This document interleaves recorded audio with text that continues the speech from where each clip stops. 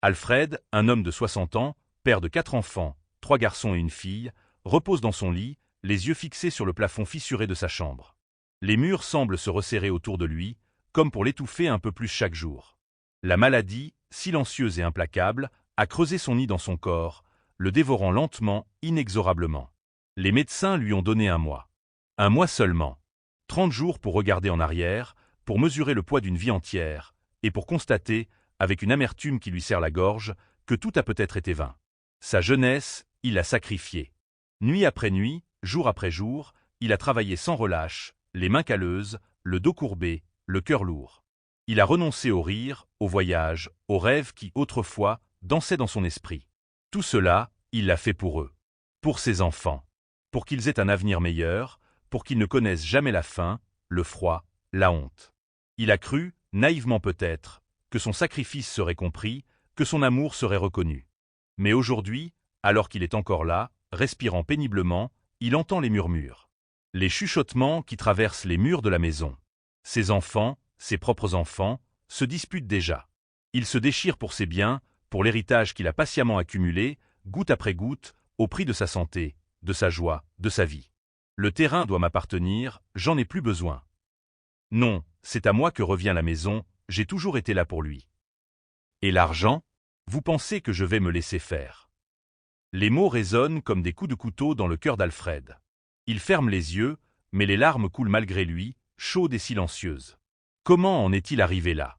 Comment ces enfants, qu'il a tant aimés, pour lesquels il a tout donné, ont-ils pu devenir des étrangers, des ennemis? Il se sent trahi, abandonné, comme si tout ce qu'il a fait n'avait servi à rien. Pire encore, il se sent coupable.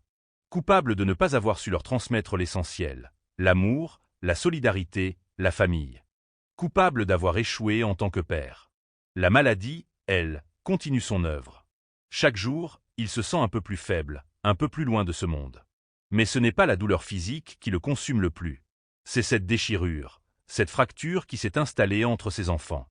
Il voudrait en les réunir, les voir se serrer les mains, se sourire, se pardonner. Il voudrait leur dire combien il les aime, combien il a toujours voulu le meilleur pour eux. Mais les mots lui manquent, et le temps aussi.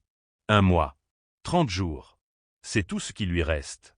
30 jours pour essayer de réparer l'irréparable, pour tenter de semer une dernière graine d'espoir dans ce champ de désolation. Mais comment faire? Comment apaiser les rancéures, calmer les colères, quand lui-même se sent si impuissant, si seul? Alfred soupire, un souffle fragile qui s'échappe de ses lèvres tremblantes. Il regarde par la fenêtre, où le ciel gris semble refléter son désespoir. Il pense à sa vie, à tout ce qu'il a sacrifié, à tout ce qu'il a perdu. Et il se demande, dans un murmure à peine audible, si tout cela en valait vraiment la peine. La maison est silencieuse maintenant, mais Alfred sait que la tempête gronde toujours, prête à éclater à nouveau.